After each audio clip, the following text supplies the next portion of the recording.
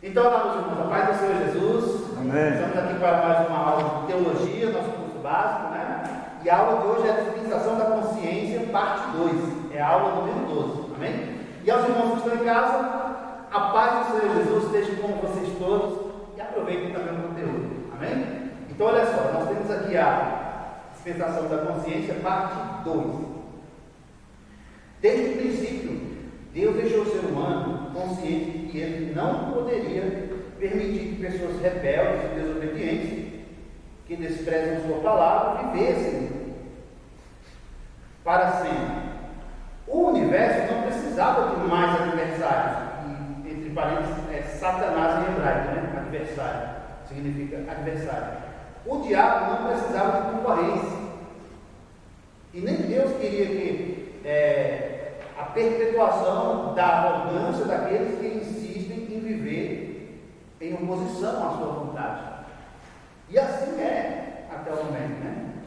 Por isso o Senhor, conversando com as outras duas pessoas da Trindade, diz: eis que o homem é como um de nós, sabendo o bem e o mal. Ora, pois, para que não estenda a sua mão, e tome também da árvore da vida, e coma e viva eternamente, o expulsou do paraíso. Bom, parando um pouquinho aqui, nós vemos que Adão e Eva viviam no jardim do Éden, ali era a dispensação da inocência. Aí eles eram inocentes, como um bebê, que não tem ciência do que é certo, do que é errado, do que é bom, do que é mal. Na verdade, eles tinham ciência do bem, porque tudo ali era bom. Olha, eles viviam ali tranquilos, em paz, até com os animais, comiam. A dieta deles era regada em frutas, todo tipo de fruta eles podiam comer à vontade, sem nenhuma restrição, a não ser uma única, nós sabemos que era o fruto da árvore do conhecimento do bem e do mal, que eles não podiam comer. O restante eles podiam comer de tudo. Então imagina, eles comiam fruta à vontade, se divertiam, não suava, não precisava ralar, que nem nos dias de hoje. Era a dispensação da inocência. Deus dava tudo para ele. Inclusive o Senhor vinha lá conversar com eles todo finalzinho de tarde, E aí, Adão, como foi seu dia? Senhor, glória a Deus, que maravilha, que bênção, Então, não é à toa que eles viviam 900 anos, 800, 700 anos, imagina, não tinha poluição, não tinha fábricas, tudo era natural, era mil maravilhas, era a dispensação da inocência. Mas chegou um momento em que, não resistindo à tentação da serpente, Eva comeu do seu fruto, ela foi tentada e caiu na tentação, e Adão quase que consciente, por assim dizer, porque ele conhecia, ele sabia um pouco da ordenança de Deus, foi lá e comeu também. E aí consumou o pecado, caíram e passaram a ter medo, vergonha um do outro porque estavam sem roupa. Esse sentimento não existia antes, eles não tinham conhecimento dessas coisas. Medo, inveja, enfim, esses sentimentos negativos, essas coisas que perturbavam o ser humano, eles passaram a ter. Então aí acabou a dispensação da inocência, encerrou ali, começou a dispensação da consciência, que nós então estudamos na aula passada, onde eles passaram a ter consciência dos seus próprios atos, sabendo o que é pecado, o que não é pecado, o que é certo, o que não é certo, o que é justo, o que não é justo, e sabendo que o pecado deles os afastou da comunhão com Deus, que foi da morte espiritual, Então começou a dispensação da consciência, que nós estamos aqui na parte 2. Então o ser humano teve a consciência de que viveria separado de Deus, e que isso é a morte espiritual. A morte física veio como consequência da morte espiritual, que o impediu de se alimentar da árvore da vida. Está em Gênesis 3, 22, 23 e 24. Quem pode ler, por gentileza? Que eles ficaram impedidos, Então disse o Senhor Deus: agora o homem se tornou como um de nós, conhecendo o bem e o mal.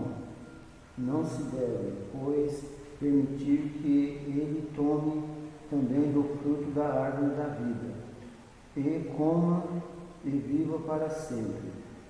Por isso o Senhor Deus o mandou embora do jardim do Éden, para cultivar o solo do qual foi tirado. Depois de expulsar o homem, colocou a leste do jardim do Éden querubins e uma espada flamejante que se movia, guardando o caminho para a árvore da vida. Amém? Obrigado por glória a Deus. Veja só, o Senhor proibiu então agora deles comer da árvore da vida. E colocou o quê? Querubins com espada inflamada, guardando os caminhos para eles não voltar para o jardim e comer da árvore da vida. Eles comiam da árvore da vida quando eles estavam na inocência. Era a árvore da vida que ia manter eles viver para sempre. Agora Deus proibiu por quê? Porque agora eles estão em pecado. Eles pecaram, caíram, não se arrependeram, não pediram perdão. Se eles comerem da árvore da vida agora, eles vão viver para sempre em pecado. Eternamente em pecado. Por isso que Deus os proibiu de comer da árvore da vida agora. Já pensou? Eles comer a árvore da vida com a consciência de pecado e viver para sempre condenado no pecado? No entanto, foi que Deus matou lá um animal, derramou sangue inocente, que é uma representação de cobrir as vergonhas dele, né? E cobriu o pecado, aquilo que eles cometeram ali, que eles precisam se afastar da comunhão com Deus, e os expulsou do paraíso. Nós vemos a sentença lá que Deus deu, né? Vai trabalhar, vai suar no suor do teu rosto, comerás o teu pão, essa coisa toda que a gente conhece. Amém? Porém, a vida estava profetizada no nome da primeira mulher. Que coisa linda! Eva, que significa vida. Deus não faz nada por acaso, né? Deus é tremendo, maravilhoso. Porque da sua semente, da sua descendência, não apenas toda a raça humana, mas dela nasceria aquele que esmagaria a cabeça da serpente. Gênesis 3,15, nós vemos no próprio Evangelho, né, que é o primeiro Evangelho, na aula do próprio Evangelho, o que Deus disse ali. O que foi que Deus disse? Quem pode ler, por gentileza? Gênesis 3,15. E porém inimizade entre ti e a mulher, e entre tua semente entre a tua semente e a sua semente. Esta te ferirá a cabeça, e tu lhe ferirás o calcanhar. Amém. Glória a Deus. Pela profecia, o próprio Evangelho, o primeiro Evangelho, Deus falando para a serpente que ia colocar inimizade entre a descendência da serpente e a descendência da mulher, e garantiu: esta descendência da mulher vai te esmagar a tua cabeça. Que foi o que Jesus fez na cruz do Calvário, vencendo ele, eliminando de uma vez por todas esse veneno mortal do Satanás, que é o pecado, que tanto escraviza, que tanto destrói a vida do ser humano. Amém? E isso já aconteceu. Venceria o pecado e a morte através do seu sangue, puro e santo, que ele derramaria voluntariamente, conforme está escrito em João 10:18. Quem puder encontrar e ler para a gente, que já está quase terminando a aula, hoje é coisa rápida, como eu falei. O seu sangue inocente e puro, que ele voluntariamente derramaria. Ninguém obrigou o Senhor Jesus a morrer na cruz. Aqui em João 10:18.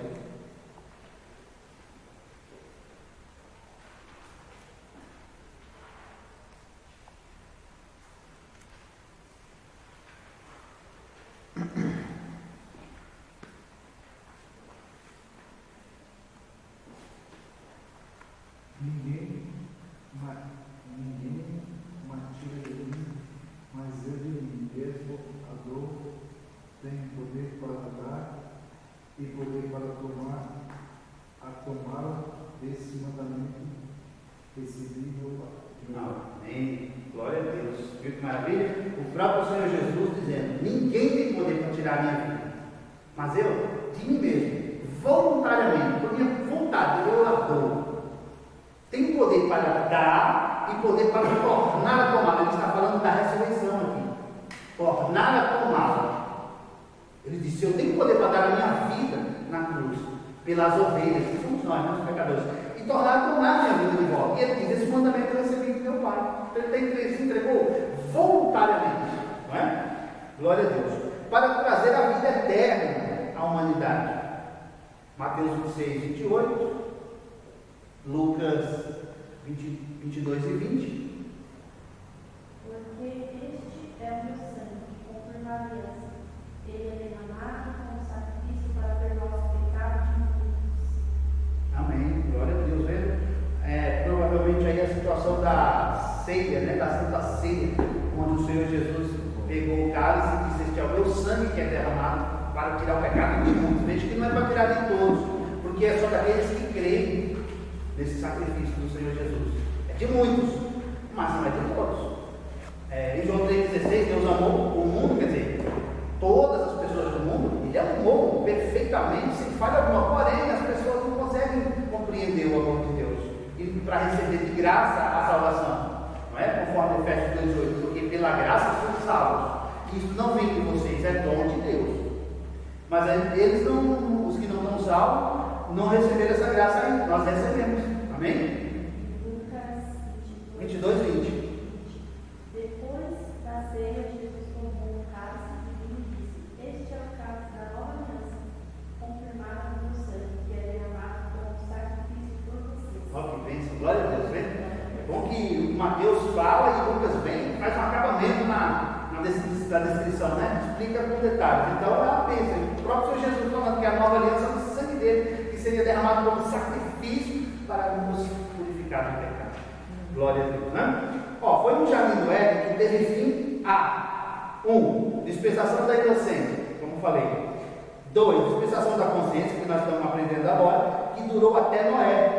Quando após o dilúvio começou a dispensação do governo humano, que durou até Abraão.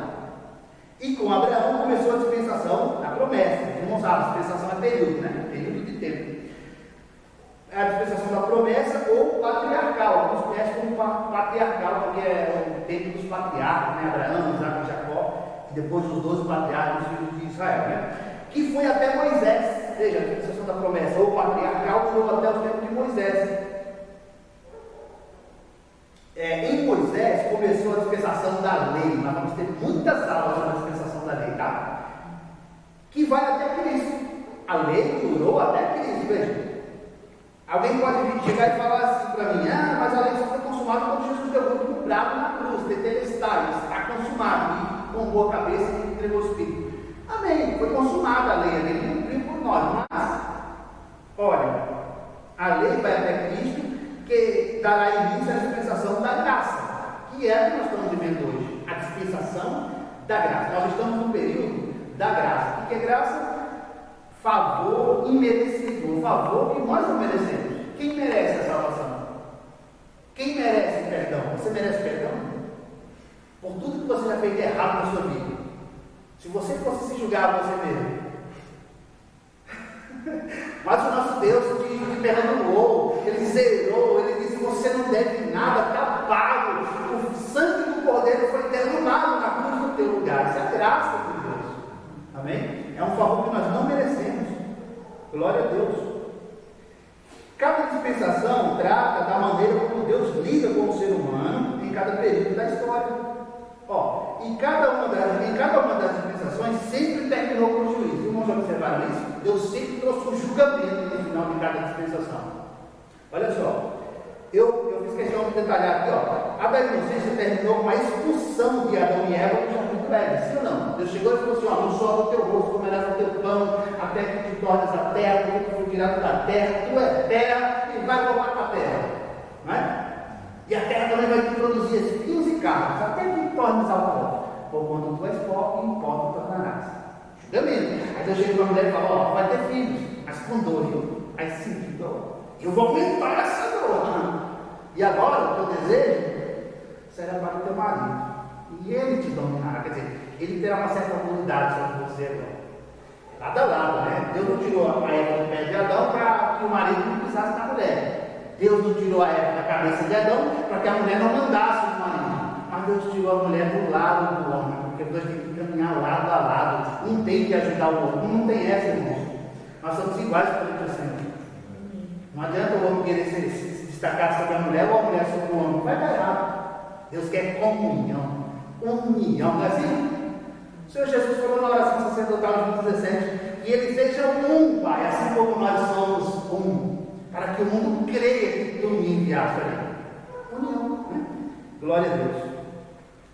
A da consciência terminou com a sentença do dilúvio.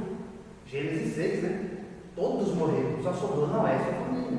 Julgamento divino. Deus condenou toda a raça humana daquela dispensação. A do governo humano, que começou lá depois que Noé sai da arca com seus filhos, né? E povoou a terra novamente, começou a dispensação do governo humano. Deus ordenou ali aos homens que estabelecessem governos. E governo sobre uma determinada cidade, sobre outra determinada cidade. Era governo, era o homem que julgava o homem. Por exemplo, quando Deus diz: aquele que derramar o sangue do seu irmão, pelo homem seu sangue será derramado. E os governos que regiam aí essa essa lei aí sobre os homens daquela época, ok? Governo humano.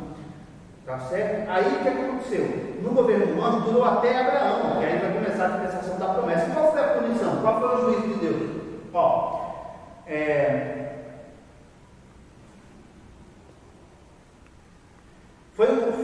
terminou com a sentença sobre as nações idólatras. Você vê que Deus sentenciou ali, ele citou um juízo ali, um julgamento para quem vivesse daquela forma, para ficar saindo de idolatria com uma nação Babilônia, né? Estava fundada ali na idolatria, que é quando surgiu a idolatria. Certo? Tanto que quando Deus chama Abraão, ele faz: sai da tua terra, da tua parentela, da casa do teu pai. Eles tinham saído de um dos caldeus, que é Babilônia, e estavam num lugar chamado Arã, que é Mesopotâmia. E dali eles foram para Canaã, não é a terra prometida, para onde nós vamos, só que a nossa celestial. Glória a Deus. A da promessa terminou com a lei, tá vendo? Aí agora Deus chegou no Monte Sinai, entregou a lei para Moisés nas tábuas de pedra, e Deus falou: ó, Deus foi ordenando, não foi? A lei, nós sabemos que o decálogo são as 10 palavras, os 10 mandamentos, todo mundo conhece, só que a lei não é só 10 mandamentos, nós sabemos que é 613, amém? Toda a Bíblia, assim dizem os teólogos, que são 613 ordenanças da lei, e que nós não temos capacidade nenhuma de cumprir, senão Jesus teria vindo morrer para nosso lugar. E também Deus nos amou, né? De tal maneira que Deus filho. Glória a Deus. E a da lei terminou, aí aqui tem aquela pequena, né? Digamos assim, alguém pode questionar. Ó, a da lei, até a expressão da lei, terminou com o profeta João Batista e o seu machado posto à raiz das árvores. Lembra que houve o silêncio profético? Quando você tem o Velho Testamento, tem uma página branca, depois do profeta Malaquias, que é o último da lei, não é? Você encontra uma página branca, aquele silêncio profético, ou também é chamado de período interbíblico. 400 anos durou esse silêncio. Deus não falou absolutamente nada. Já pensou, irmãos? 400 anos? Seria 4 gerações e Deus não falou nada. Por isso que a página está em branco lá, que representa isso. Não tinha mais profeta enviado por Deus. Nesse período surgiram muitos falsos profetas e escreveram os apócrifos, tudo nesse período, irmão. Por isso que depois foi feito um concílio e tirado tudo que não tinha inspiração divina, e o cânon bíblico está nas nossas mãos, é só está inspirado por Deus. Glória a Deus por isso, né? Aí o que acontece? João Batista surgiu, depois daquele silêncio de 400 anos, vestido de pelo de camelo, um cinto de couro em torno dos seus lombos, comia gafanhoto, não bebia mel, e vinha dizendo: calça de víboras, arrependei-vos, né? Porque é chegado o reino dos céus. Este é o anunciado pelo profeta Isaías, que disse: vós que clamam no deserto, endireitai o caminho do Senhor, né? Preparai o caminho do Senhor, endireitai as suas veredas. Não é isso?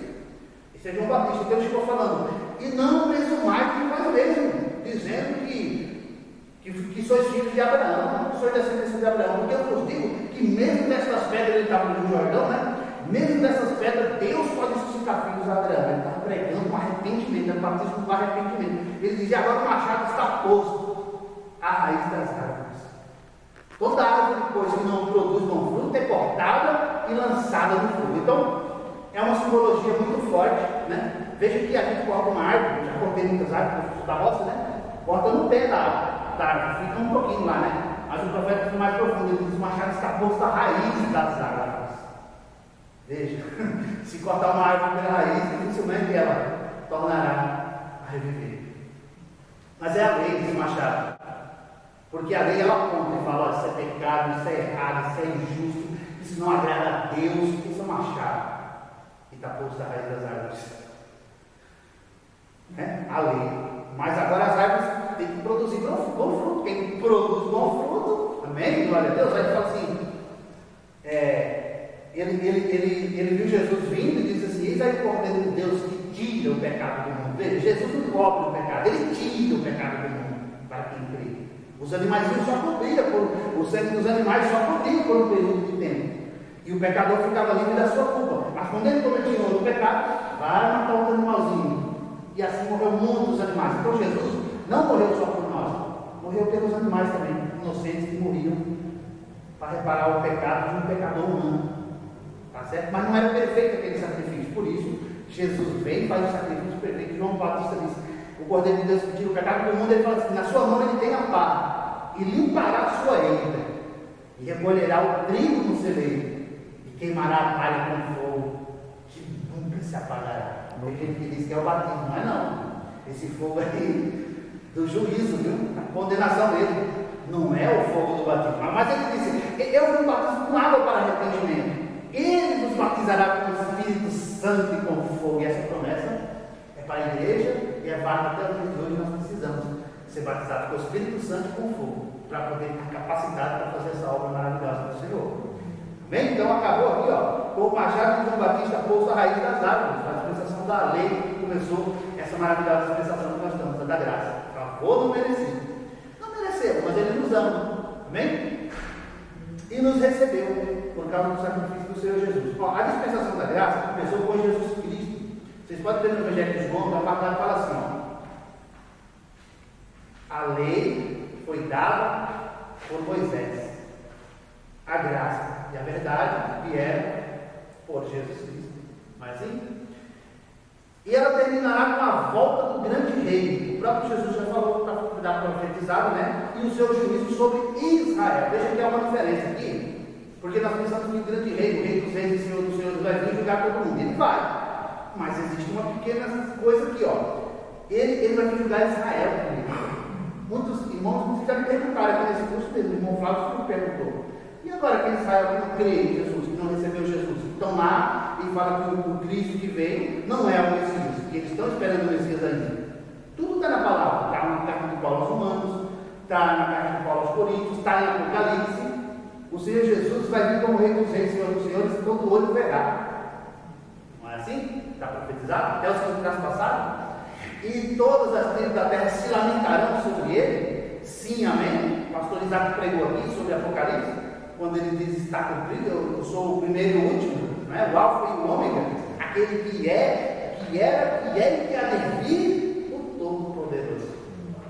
Glória a Deus. Isso vai acontecer. Quando ele julgar Israel, olha só o que vai acontecer. Então começará a sétima dispensação, que essa eu vou produzir aqui, essa aula para a gente, algumas aulas, né? Claro, não vai ser só uma, que é mais, digamos assim, complexa, né? Escatologia, envolve muita escatologia, né?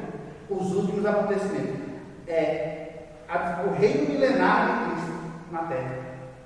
É a sétima dispensação. Amém? Amém. E aqui termina essa aula, a dispensação da consciência, parte 2.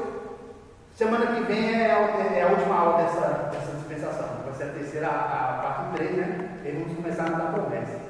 Coisa linda e maravilhosa. Com Abraão, acontecendo coisas maravilhosas, Deus fazendo, né? Milagres, coisas maravilhosas. Amém? Alguma pergunta, alguma dúvida?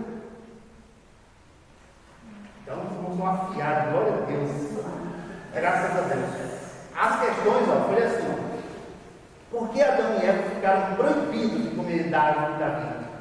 Questão 2: qual é o significado do nome Eva e o que representa? E aí a questão 3: quando se dará o início da dispensação no reino milenar de Cristo? Agora eu entreguei de bandeja para os irmãos, né? Amém? Então, está encerrado por hoje a aula. Deus abençoe. Obrigado vocês pela presença, por persistir. Lembre-se, quem perseverar até o fim ganhará o certificado. Quem perseverar até o fim e ser aprovado, amém? Quem perseverar até o fim será salvo, não é assim? Glória a Deus, é que a promessa que a palavra do Senhor nos garante. Então, deixa eu entregar para os irmãos aí a avaliação, amém? Para a gente ir para casa, cuidar da vida. Afinal de contas, tem criança em casa esperando, né? Vai ser dessa forma. Amém, irmão? Deus abençoe. Fique na graça e na paz do Senhor Jesus. Até a próxima. Amém? Shalom.